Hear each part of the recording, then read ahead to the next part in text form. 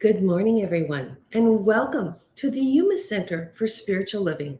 I'm Reverend Rebecca Kay, and I'm so glad you could join me this morning for my daily spiritual practice.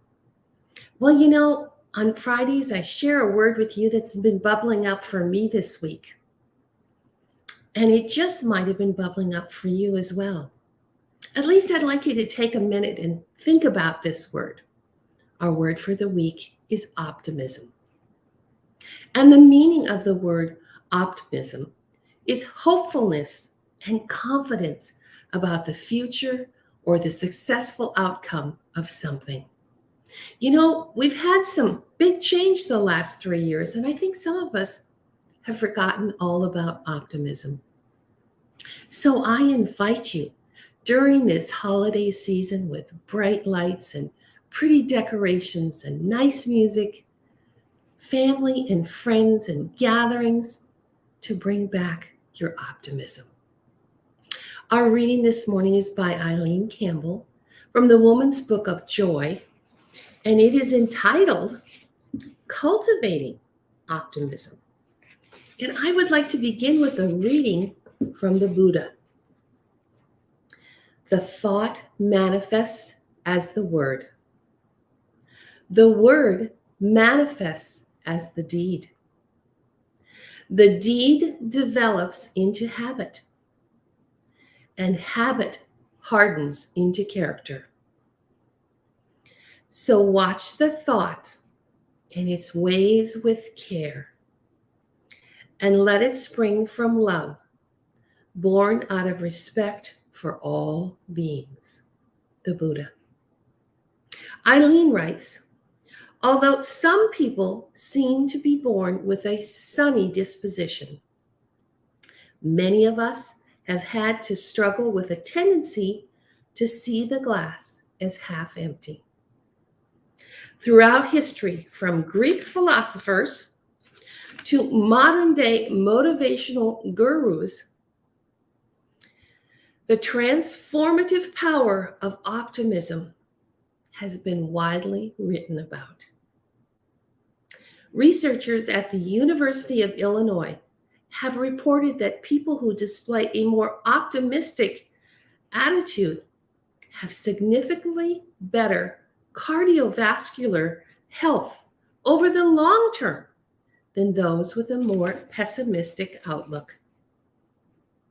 Evidence is now mounting that by constantly building our capacity to experience positive emotions, we can actually alter our brains and experience a greater well-being overall. Life isn't easy. We live in an imperfect world, and life isn't always fair, or at least so it would seem. No one appears to escape misfortune, loss, betrayal, or tragedy. Neither are we exempt from setbacks and disappointments. How much we suffer is entirely up to us. We are not helpless. Whatever life throws at us, we can always choose our attitude. The English poet Frederick Langbridge conjured up this dramatic image. Two men look out through the same bars. One sees mud and one sees stars. We can choose not to be victims and work consciously to balance the positive and the negative. Our thoughts have the capacity to make us happy or sad, but we can change our thoughts and our behaviors. As stated in the inspirational self-study course, A Course in Miracles, you may believe that you are responsible for what you do, but not for what you think. The truth is that you are responsible for what you think, because it is only at this level that you can exercise choice. What you do comes from what you think. Optimists are aware that things can go wrong, but pessimists believe things will go wrong. Instead of worrying, optimists use their imagination to picture good things happening in the future. While pessimists keep going around and around in circles, dwelling on the negative, which tends to become self-fulfilling. When things go wrong, we have the opportunity to learn and grow and can prevent similar things from happening in the same way in the future. We have to keep our minds focused on the positive, seeing the best in people and in situations. And this allows us to live joy-filled lives. For life responds to us. So it's important to think and feel good as much as we possibly can. So our affirmation for this morning is, today I keep my mind focused on the positive. Now I invite you to just close your eyes, drop your shoulders. Just feel into your heart as you take that deep breath in. Just listening to these words have opened you up, have allowed you to feel more optimistic. For optimism is our new way of life. Just feel that high consciousness that we have stepped into. That place where we prepare our minds for the best that life has to offer.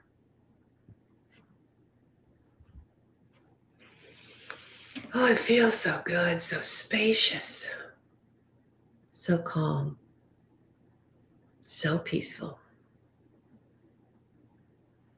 Feel yourself surrounded in love.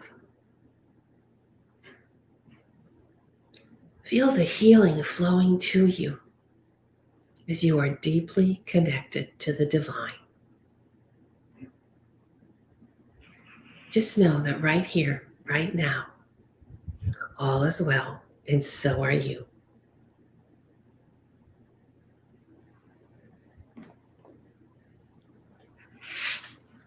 And I invite you to affirm with me. Today, I keep my mind focused on the positive.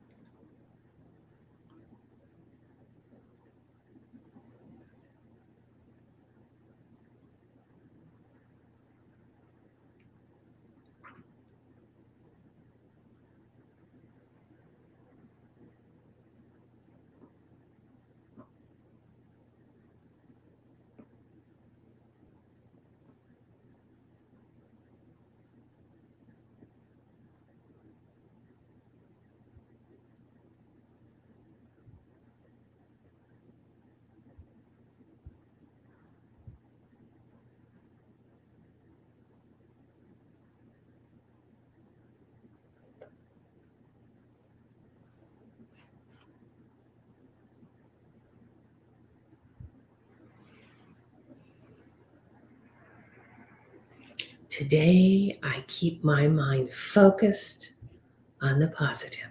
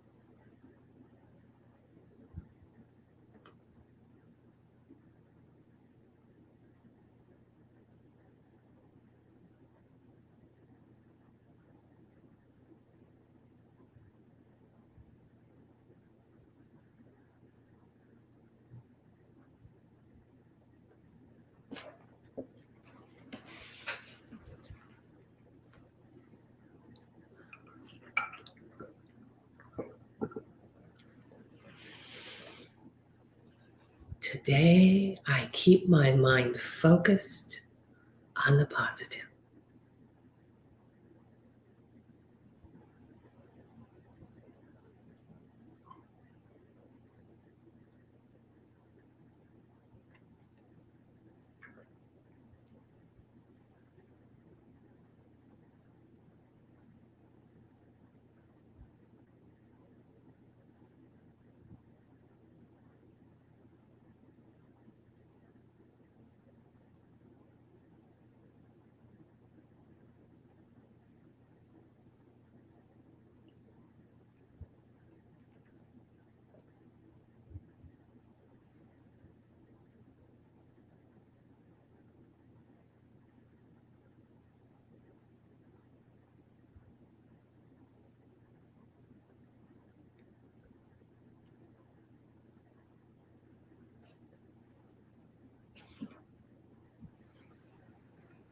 Today, I keep my mind focused on the positive.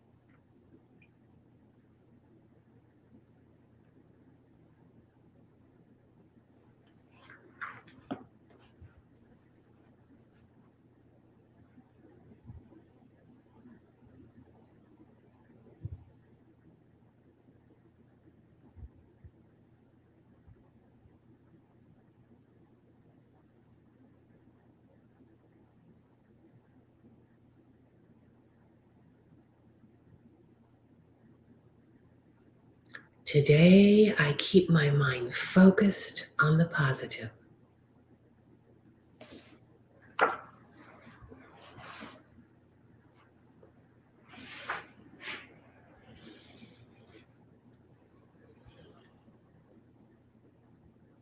And so, as our journey comes to a close, I call you back into this time and space. And I thank you for taking this time to remember what it feels like to come from a place of optimism, to know that at the level of your thinking, you can change your life. Our founder, Ernest Holmes, always told us, change your thinking, change your life. So I thank you for being a light in the world. I hope that you will go to our website and see the beautiful pictures of our float for the parade and all the holiday offerings we have there.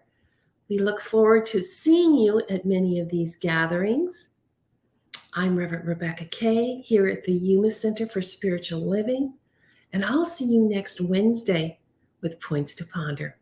Have a blessed day. I know that all is well, and so are you. Sending you many blessings and much love. Thanks for joining me this morning.